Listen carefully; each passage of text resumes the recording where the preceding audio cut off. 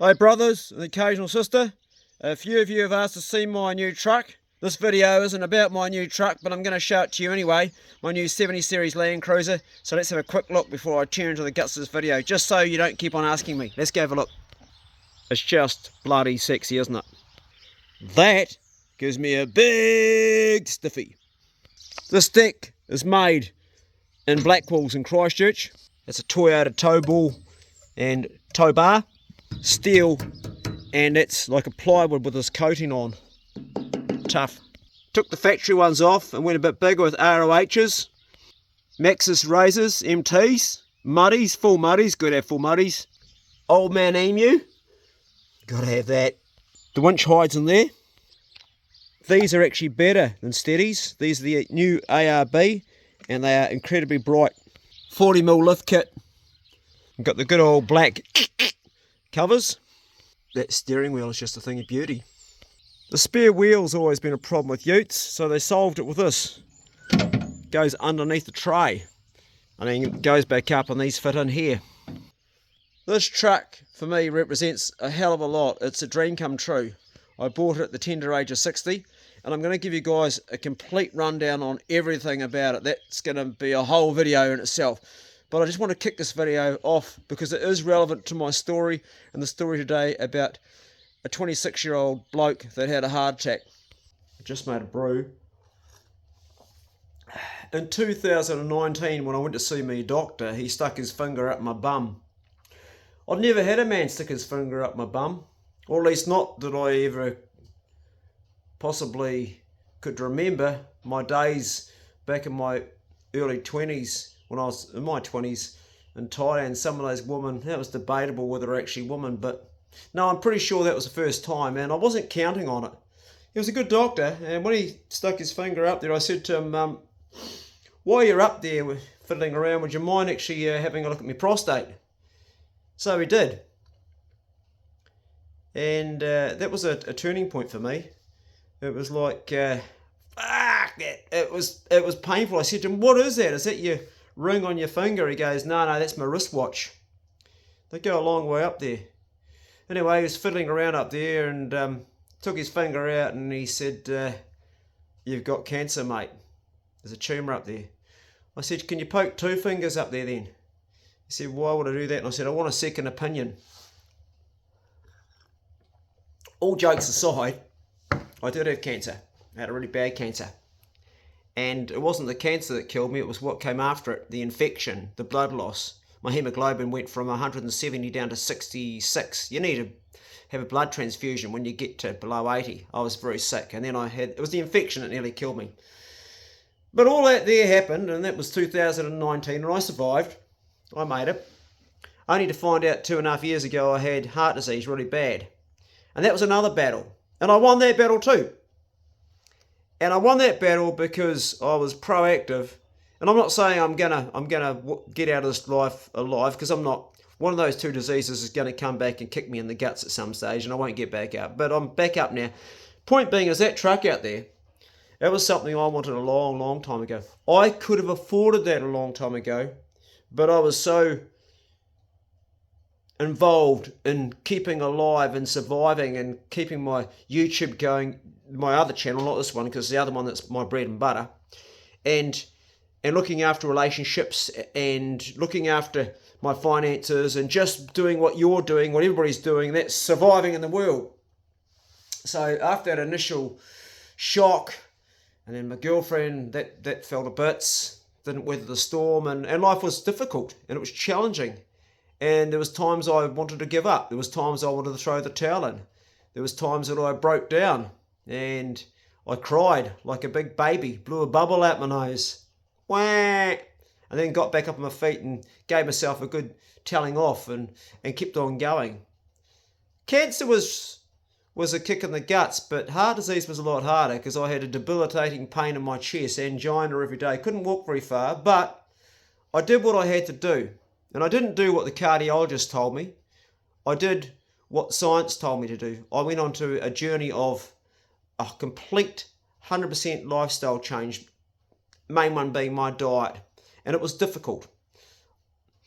Now, I'm not going to go through all that, but it came to buying the truck. So when I bought that truck last week, it was incredibly emotional for me. I didn't realise when I sat in that, I had my mate Simon with me, I didn't realise that I would break down and I would cry.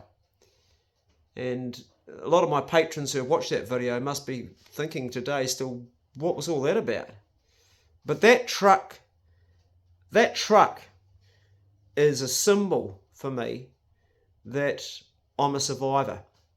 The one thing you've got to be in this life to survive, the one thing you've got to have is you've got to have the will to be here, the will to live.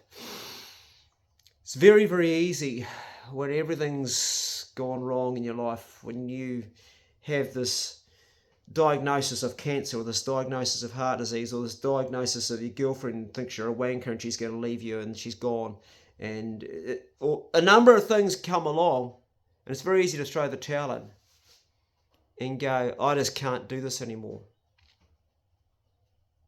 Been there, done that, but giving up was never an option for me. And that's why I do survival videos on my other channel, because I am a survivalist. And whether you're out there in the bush with just the clothes you're wearing, trying to find a few rocks to make into knives, to carve a stick to make a fire, to build a shelter, to snare a rabbit, to spear a stingray to eat, or whatever you're doing, it's all survival. And you guys watching this right now, you're also survivalists too. You're still here. You're still here. And if you're older than me, if you're older than 60, then well done. Because it's not easy in this environment sometimes to survive. You might be living alone, like I am, and there's nothing wrong with that.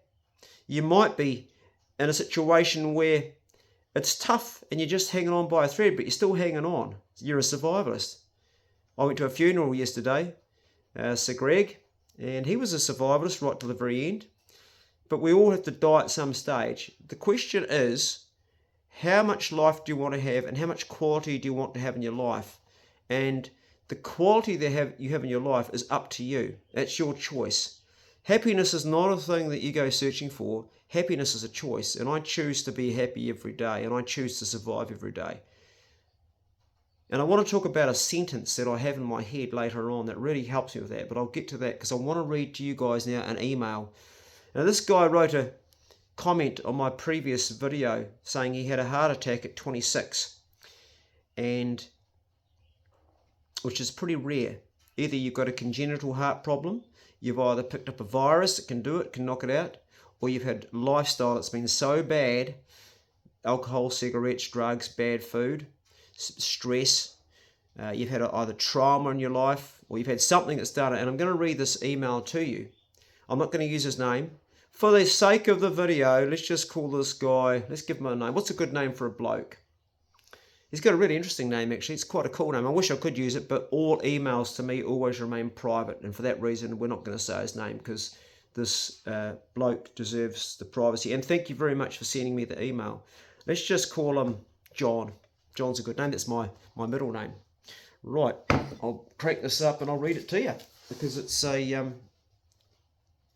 email that we're going to unpack, and we together are going to help this guy, and we're going to talk about a way through this, because where there is life, there is hope. So, hi Clay. January 10th, 2019, I was driving through the east side of Auckland when my life changed forever. An alcoholic, a smoker, a bad eater, I was drunk when I had my heart attack. I had passengers who were high on marijuana whilst I was having my heart attack. My partner's brother, who was close, saved my life.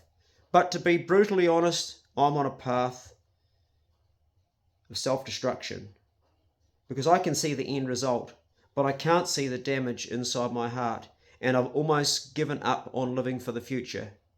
You did so much for me with the information that you provided, but I still don't have the capacity to deal with the challenges. Regardless of what I'm going through, I always look forward to your videos. It helps me paint a picture of a life that I thought I'd love to have, and that's good enough for me. I wish you all the luck in the world, guy. Cheers. We'll just say John. Okay, mate, well, I'm making this video for you, and it's not really, it's actually for anybody else, but it's not really, it doesn't really matter whether people are following us now or not, because this is a personal one-to-one, but I'm putting on here for other people that might be in your situation. A lot of people will be tuning out now because they're not in that situation and it's boring to them. But for those that are a similar situation, this video is for you, because you see, the heart attack is only a symptom of the problem, mate. The trouble is that you have addiction. I have addiction, so I understand that. I've got all sorts of addictions. And addiction is not the problem either. It's what's causing the addiction. And so it goes back. It's either pain that you're trying to block off, or it's trauma that you're trying to block off subconsciously, or it's just a brutal upbringing that you're just trying to forget about, or it's a big gap of none of that, just something completely missing that you're keeping on trying to fill. But either way, you have to get support in dealing with your addiction first, because you can't just say, I'm going to tidy up my life that easy. You've got to get support. So my advice would be, first of all, ask yourself the brutal question: do you really want to wake up and enjoy life? Do you want to get on with it? See, I have a sentence in my head, and I said before in the video I would say this, and because I've survived, I don't wake up in the morning and go, oh, it's another day. I wake up and I go, I get to have another day. I get to feel the sunlight. If I have to wash all the dishes down and clean the bench and do all these jobs which used to be a chore, I now have this sentence. So it's like, I get to do this. I get to clean the bench. I get to put the dishes away and make the place clean again. I get to experience this, because the alternative was looking very much like I was going to be dead. I don't have to go and run the dogs. I get to walk my dogs. I love walking my dogs. I get to take a young fella out every weekend and teach him and pass on how to hunt. Last Wednesday, I got to take out a young fella who I've been looking after for a long time. I get the second chance. So you've got to want to have that feeling of enjoying those things, not like it's a chore. Otherwise, you're going to keep on doing this, doing this, doing this, doing this, doing this, doing this, doing this with randoms, fucking gambling, all the stuff that you're scrolling all the time, looking at stuff rather than dealing with yourself. All of these things here are just things, so you're not actually getting to do the things you really love, the things that are who you are, which will eventually, if you don't do those things, eventually all those other things will kill you. Disease will creep in, is what happens. And it can still creep in regardless, but you need to give it the least amount of chances. I mean, someone like me, I'm really unlucky. Prostate family's in my family. It's a familial type cancer, so that the odds are stacked anyway. I got a cousin, Greg's got prostate cancer. I lost my Uncle Kit. Actually, Greg's just had his prostate taken. I lost my Uncle Kit at the age of 59, prostate cancer. So I already was at a disadvantage. But it's not just that, it's things that switch on those genes.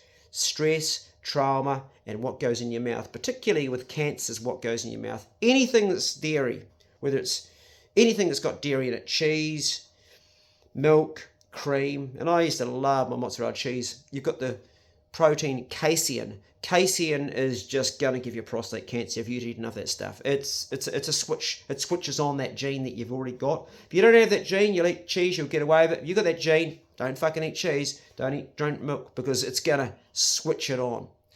And also, my granddad died of a heart disease. My uncle, Peter, my mother's side, died at 50, heart attack. So the odds were a bit stacked genetically for me, but it's not just that. I also had all the other things. Now this guy, John, that's written to us, here's what I want to suggest to you, my brother. Ask yourself the hard question, do I really want to be here? And I can answer it for you. You do, mate. You don't want the pain, but you want to be here.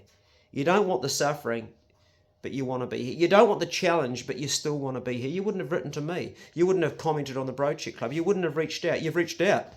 So I'm reaching back out to you. We all are. Everybody on this page is reaching back out to you, because we all want you to beat this. Every single brother watching this, every brother and the occasional sister wants you to win this battle. There is not one person that is going to write in the comment section, give up and die. Not one person's going to. If they're doing it, they're just being a clown. There's not one. They all want to see you win. 26 is a fucking young age to have a heart attack, brother. To be robbed of so much.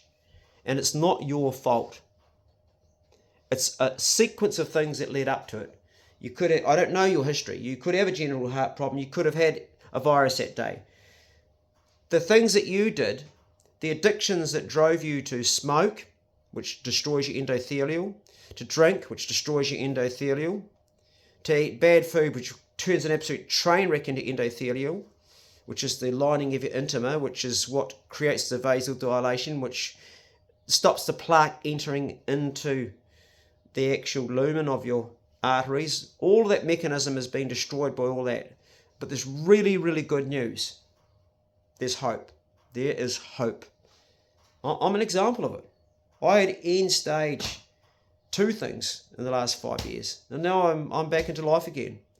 I'm probably not going to live as long, but that's okay. It's not about how long you live. It's about the quality of life you have every day. That's what matters. And you can change that.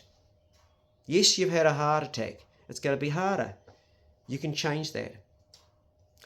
You've got to wake up and go, I get to have another chance. So the things that you have to do is you first of all got to recognize you have addiction, and you've got to fix that. You cannot do it by yourself.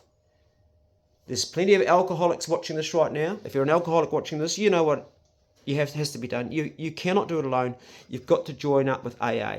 So the first thing is for you to be proactive, and it takes energy. You've got to join a group, and you've got to walk in and say, my name's John, I'm an alcoholic, and yes, I had a drink today, or I haven't had a drink today.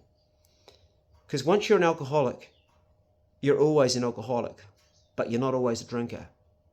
I've got friends, one of my closest guys that looks after me, he's been an alcoholic for 30 years, Peter, and he hasn't had a drink in 30 years, and he won't. Just like I won't smoke ever again, or I won't eat the foods that destroy my endothelial. I won't do it, even though I'm pre-wired to want to do it all the time. Every day I win that battle, and you will too, if you want to live. Okay? It's tough, isn't it? So there's the first thing. You need to get rid of this. First of all, you need to get rid of the drinking, because the drinking leads to the smoking and the bad eating. When you start drinking, you stick a cigarette in your mouth. So one thing at a time. Get on top of the drink. And then the next thing is the cigarettes. Cigarettes are just, everybody that joined up with the 27 Club, Jim Morrison, Janis Joplin, the list goes on and on. You know who they all are. There's a whole lot of the 27 Club. Kurt Cobain, who's that singer? Amy Winehouse. There's a whole lot more. They all smoked. Smoking destroys your endothelial. It hardens your arteries. It really increases your chances of so many diseases, particularly heart disease. So you've already had a heart attack. You should not be smoking, brother. So that's your next thing to get on top of. And then the last one is going to be your food. Now for me, as someone who had problems, I wasn't drinking hard. I was having an occasional whiskey, and I wasn't smoking anymore, but I was an ex everything, but it catches up on you. It's a bit like a Titanic ship.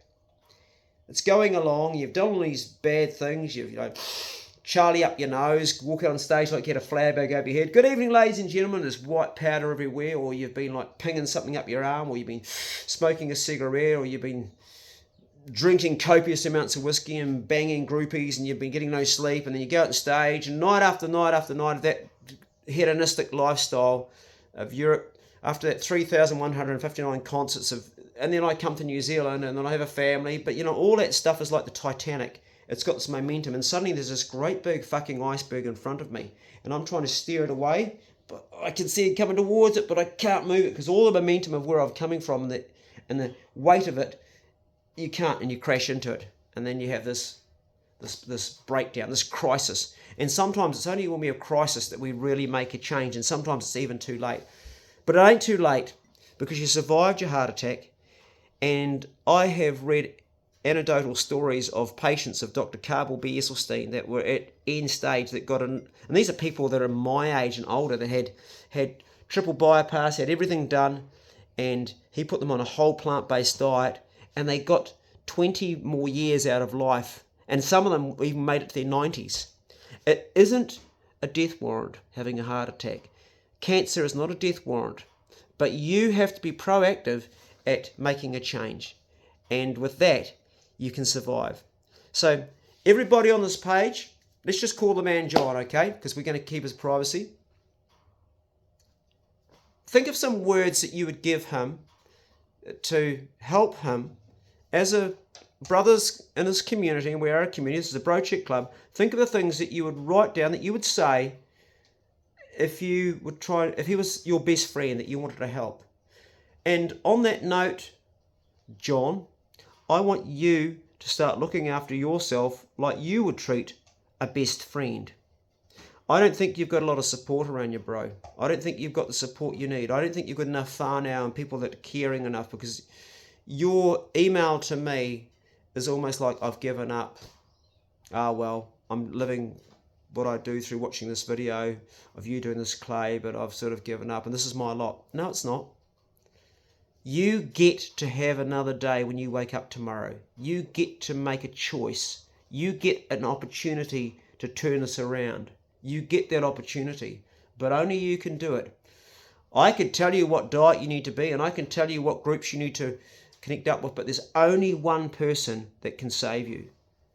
And we can all write positive comments, and we will, and I want you to read those, but ultimately you are the master of your destiny, and you have to dig deep in the bones of who you are as somebody who wants to survive and live. Otherwise you wouldn't have written to me.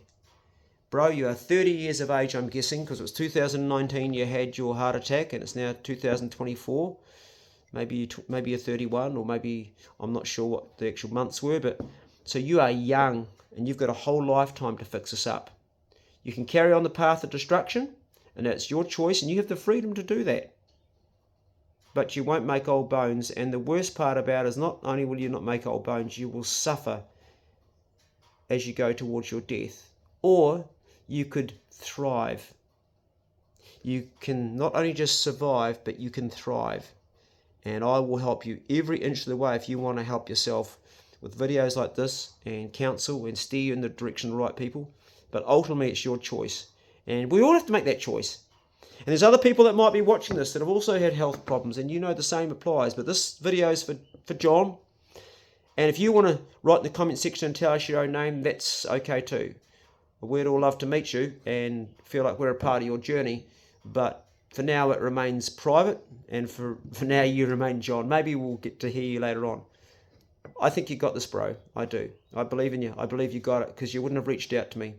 That's my thoughts. Okay, brothers, I am going to do a video on the ute. I keep calling it a truck. It identifies as a truck. I'm going to give you an in-depth one.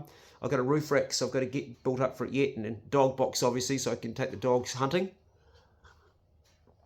I was going to go today, but it's raining outside, and I'm a little bit under the weather. I don't know what's going on with me. I'm not quite firing on all cylinders, but hopefully, I think I had a terrible nightmare last night. I dreamt that I was looking at myself in a puddle of water, and I had my mouth open, and somebody was sticking a stick down it, and I had half water in my mouth, and I woke up not breathing, because I have a problem with, and it's related to the heart disease that I have. I have a problem where I stop breathing in my sleep apnea, and I don't get it very often. It's a lot less now, but sometimes I wake up choking, I can't breathe, and for the rest of the day my chest is sore. And it's something which is getting less and less as I move more into regressing, reversing this disease process that I have, but I've got a long way to go, and that's my own personal battle. So last night I had that nightmare, and I couldn't get back to sleep, so it was a bit of a horrible night for me, but that's just my shit. Don't worry about it. It's nothing. It's not important. It's not important at all. Just me just rattling on, chewing the fat. I might do a throwback stories night or something a bit more fun than this one. This video is just for John. Gonna say all the best, mate. Don't be afraid to email me if you want more help. I'm there for you. And if anybody out there knows a brother that's struggling, help a brother out, and comment something for our man in the comment section. Just some words of encouragement, because we all want to help our brothers. That's why we're here. This is the Bro Check Club. Okay, go steady, and I'll see you in the next Bro Check Club video. I'm spitting everywhere, which will probably be very soon, because I'm not hunting today, and I'm trying to put off doing a job out there which I don't really want to do, which is carry a whole lot of horse manure up into the compost areas, bags, and it's fucking heavy because it's been raining. Go steady. See you soon. See ya.